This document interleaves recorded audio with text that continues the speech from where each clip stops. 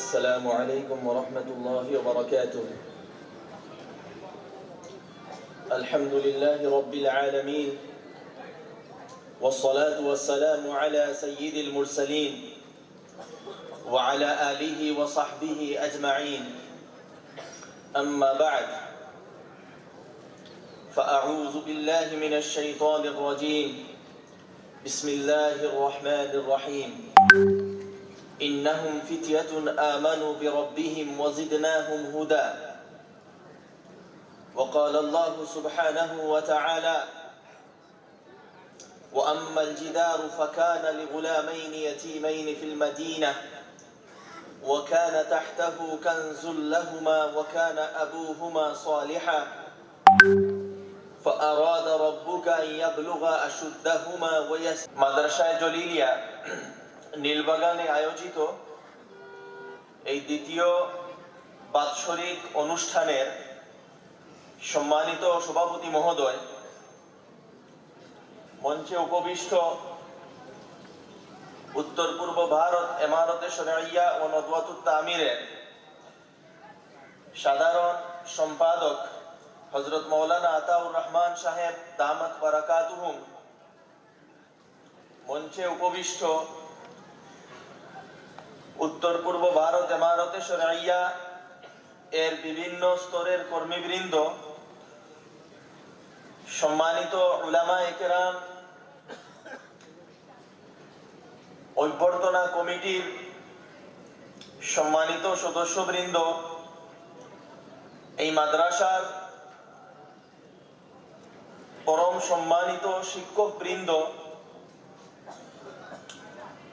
উপস্থিত অতিথিবৃন্দ, এই অঞ্চলের জ্ঞানীগুণী ব্যক্তিবর্গ,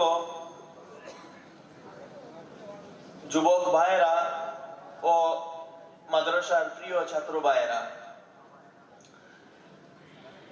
আজ আমরা অত্যন্ত আনন্দিত যে আমাদের এই প্রতিষ্ঠানে আমরা এই বার্ষিক অনুষ্ঠানের আয়োজন করেছি এবং অনুষ্ঠান উপলক্ষে আমরা সমবেত হয়েছি এবং এই অনুষ্ঠানে ভারতের বিখ্যাত উলামায়ে কেরাম তশরিফ আনবেন এবং তাদের আলোচনা থেকে আমরা লাভবান হব। আমরা এই যে মাদ্রাসাকে উপলক্ষ করে সমবেত হয়েছি, মাদ্রাসার নাম হলো মাদ্রাসায়ে জলিলিয়া। এই মাদ্রাসা প্রতিষ্ঠা করেন আমাদের শায়েখ ও মুর্শিদ, উত্তর পূর্ব ভারতের দ্বিতীয় আমিরে শরীয়ত হযরত আল্লামা তাইয়্যিবুর রহমান বড়বুইয়া নওয়ারাল্লাহু মারকাদাহু, এবং যে প্রতিষ্ঠান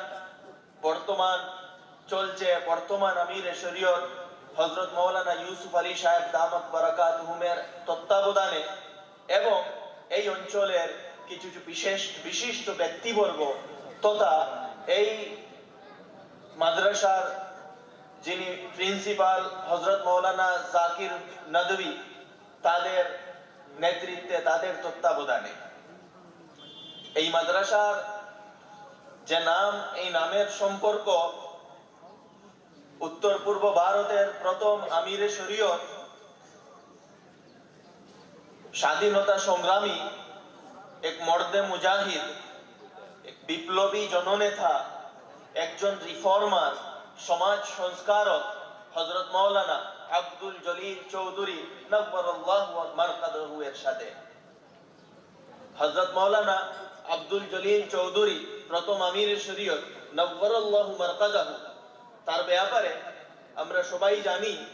আমি আলোচনা করব না, শুধু একটি কথা বলবো যে তিনি এমন এক বিপ্লবী এবং অন্তরে এমন এক চেতনা ছিল যে কিভাবে মানুষের মধ্যে প্রকৃতভাবে ইসলামকে প্রতিষ্ঠা করা যায়, এর জন্য তিনি চেষ্টা চালিয়ে গিয়েছিলেন এবং মানুষের মধ্যে প্রকৃত ইসলামকে, সুন্নতকে প্রতিষ্ঠা করেছিলেন। মানুষকে সঠিক রাস্তা এবং কিভাবে মানুষকে কোরআনের সাথে, হাদিসের সাথে, সুন্নতের সাথে জোড়া যায়, সেই ব্যাপারে পদক্ষেপ গ্রহণ করেছিলেন। তো সেই ব্যক্তিত্বের দিকে সম্পর্কিত করে এই প্রতিষ্ঠানের নামকরণ করা হয়। তো আমরা অত্যন্ত সৌভাগ্যবান, বিশেষ করে এই এলাকাবাসী, যে এই প্রতিষ্ঠান অত্যন্ত কম দিনের ভেতরে এত উন্নতি লাভ করেছে।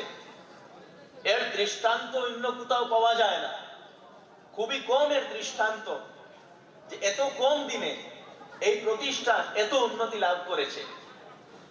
আপনারা অতিথিবৃন্দ, আপনারা ছাত্রদের পারফরমেন্স গুলো দেখেছেন, তাদের উর্দু ভাষার উপর পারদর্শিতা, ইংরেজির উপর পারদর্শিতা, আরবি ভাষার উপর দক্ষতা, এগুলো আপনারা দেখেছেন।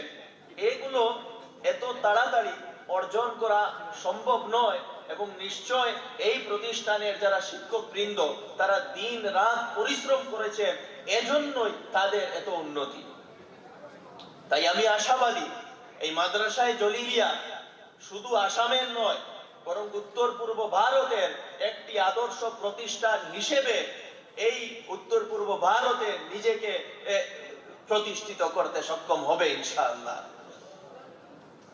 বন্ধুগণ, আমি কুরআনে পাকের দুইটি আয়াতে কারিমা তিলাওয়াত করেছিলাম, একটি হাদিসে পাক তিলাওয়াত করেছি। অত্যন্ত সংক্ষেপে আলোচনা করব, যেহেতু সময় অত্যন্ত কম, বেশি দীর্ঘ করব না। এই যে দ্বীনি প্রতিষ্ঠান, যে মাদ্রাসাগুলো যেখানে দ্বীনের শিক্ষা দেয়া হয়, কোরআনের শিক্ষা দেয়া হয়, তার গুরুত্বটা কি? আমরা অনেকেই এগুলোর গুরুত্ব বুঝি না। অনেকেই আমরা মনে করি যে কিছু সংখ্যক মানুষ মাদ্রাসায় পড়বে এবং তারা আলিম উলামা হিসাবে মাদ্রাসা থেকে বের হবে, শুধু এতটুকুই আমরা বুঝি। কিন্তু তাদের গুরুত্বটা কি, তাদের প্রয়োজনীয়তাটা কি, মাদ্রাসার প্রয়োজনীয়তা কি, এ ব্যাপারে আমরা বুঝি না বা আমরা বুঝার চেষ্টা করি না। অতিথিবৃন্দ, আল্লাহ রাসূল আলাইহিস সালাতু ওয়াস সালাম বলেছেন, তলাবুল ইলমি ফরিযাতুন আলা কুল্লি মুসলিম, দ্বীনের জ্ঞান অর্জন করা প্রত্যেক মুসলমানের উপর ফরজ। উলামায়ে কেরাম এই ফরজকে দুই ভাগে বিভক্ত করেছেন। একটা হলো বেসিক লেভেল জ্ঞান, যেগুলো প্রত্যেক মুসলমানের উপর ফরজ। দ্বীনের বেসিক জ্ঞান অর্জন করা, অর্থাৎ যে জ্ঞান ছাড়া একজন মানুষ প্রকৃত মুসলমান হিসাবে নিজের জীবন অতিবাহিত করতে পারবে না, সেই জ্ঞান অর্জন করা প্রত্যেকের উপর ফরজ। এবং আরেকটি লেভেল হলো অ্যাডভান্স লেভেল, যেটা ফরজে আইন নয়, ফরজে কিফায়া। অর্থাৎ সমাজের কিছু সংখ্যক যাদেরকে কোরআন এবং হাদিসের এক্সপার্ট হতে হবে, বিশেষজ্ঞ হতে হবে, দ্বীনের পরিপূর্ণ জ্ঞান অর্জন করতে হবে, তো এটা হলো ফরজে কিফায়া। এই যে মাদ্রাসাগুলো, এখানে সেই ফরজে কিফায়ার উপর আমল করা হয়, অর্থাৎ সমাজের কিছু সংখ্যক ছাত্রদেরকে কোরআন এবং হাদিসের এক্সপার্ট হিসাবে গড়ে তোলা হয়, যাতে তারা সমাজকে সঠিক রাস্তায় পরিচালিত করতে পারে। যারা মাদ্রাসায় পড়াশোনা করে কোরআন এবং হাদিসের বিদগ্ধ পণ্ডিত হয়, বিশারদ হয়, যাদেরকে আমরা উলামা বলি, আল্লাহ রাসূল আলাইহিস সালাতু ওয়াস সালাম তাদের ব্যাপারে বলেছেন, আল উলামা ওয়ারাসাতুল আম্বিয়া, উলামায়ে কেরাম হলো আম্বিয়ায়ে কেরামের উত্তরাধিকারী। অর্থাৎ আম্বিয়ায়ে কেরামের যে দায়িত্ব ছিল, সেই দায়িত্ব এখন উলামা, যারা উলামা তাদেরকে পালন করতে হবে। আম্বিয়ায়ে কেরামের দায়িত্ব কি ছিল? আম্বিয়ায়ে কেরামের দায়িত্ব ছিল মানুষকে সঠিক রাস্তায় পরিচালিত করা। আল্লাহ সুবহানাহু ওয়া তাআলা আমাদেরকে এই যে পৃথিবীর যে জীবন দিয়েছেন, কারো 40 বছর, কারো 50 বছর, কারো 60 বছর, এই জীবনটাকে আমরা কিভাবে অতিবাহিত করব, আমাদের ইবাদত কিভাবে হবে, আমাদের আকীদা কি হবে, আমাদের পারিবারিক জীবন কি হবে, আমাদের সামাজিক জীবন কি হবে, আমাদের ব্যবসা বাণিজ্য কিভাবে হবে, আমরা উপার্জন কিভাবে করব, আমরা একে অন্যের সাথে রিলেশন এবং সম্পর্ক কিভাবে হবে, এই প্রত্যেকটা ব্যাপারে আল্লাহ রাব্বুল আলামিন তার নবী এবং রাসূলগণের মাধ্যমে আমাদেরকে হিদায়াত এবং নির্দেশনাবলী দান করেছেন। এগুলো মানুষের কাছে পৌঁছানো এবং মানুষকে সঠিক রাস্তায় পরিচালিত করা, যাতে মানুষ তার জীবনকে এক মহৎ জীবন, আদর্শ জীবন হিসাবে গঠন করে তার জীবনকে আদর্শ উপায়ে অতিবাহিত করে আল্লাহ সুবহানাহু ওয়া তাআলাকে সন্তুষ্ট করতে পারে। এই রাস্তায় পরিচালিত করার জন্য আল্লাহ সুবহানাহু ওয়া তাআলা রাসূলগণকে প্রেরণ করেছেন।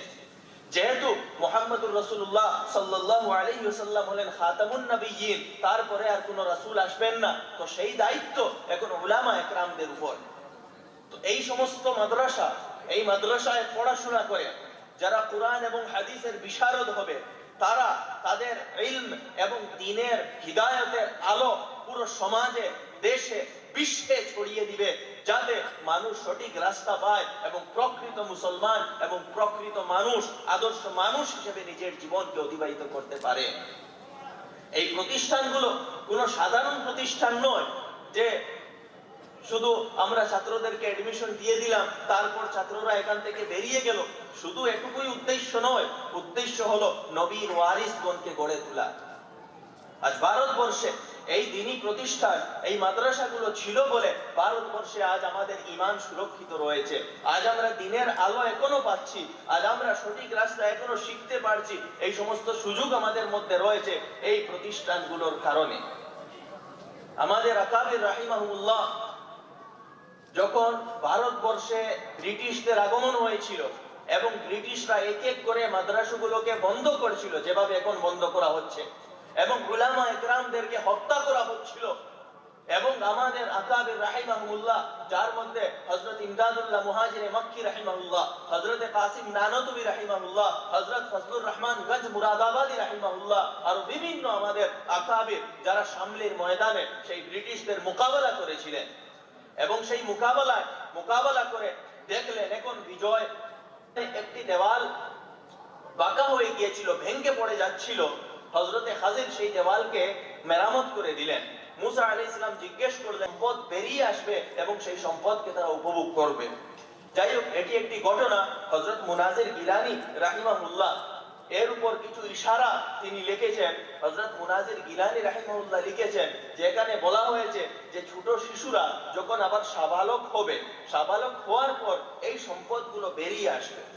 হযরত মুনাজির গিলানী রাহিমাহুল্লাহ এখান থেকে একটি ইশারা লিখেছেন যে আমাদের ভারতবর্ষে এই মাদ্রাসার সিস্টেম, এটি যখন এক সময় পেরিয়ে যাবে, একটা সময় পেরিয়ে যাবে, সময় পেরিয়ে যাওয়ার পর একটা সময় আসবে যে এই জ্ঞানগুলো যেগুলো মাদ্রাসার ভিতরে ছিল, এগুলো পুরো বিশ্ববাসীর কাছে ছড়িয়ে দিতে হবে, ছড়িয়ে দেওয়ার সময় আসবে, যে সময়টা এখন।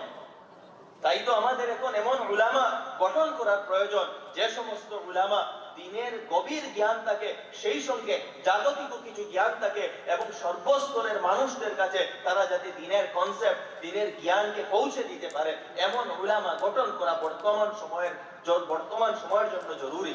এবং যার জন্য আমরা দেখেছি বিভিন্ন বোর্ডগুলা বা বিভিন্ন বড় বড় প্রতিষ্ঠান যেগুলো, সেগুলো তাদের সিলেবাস বা তাদের নিজাম এর মধ্যে অনেক রিফর্ম করছে, এবং রিফর্ম করে কিভাবে যুগোপযোগী আলিম প্রস্তুত করা যায় সেই ব্যাপারে বিভিন্ন পদক্ষেপ নেওয়া হচ্ছে।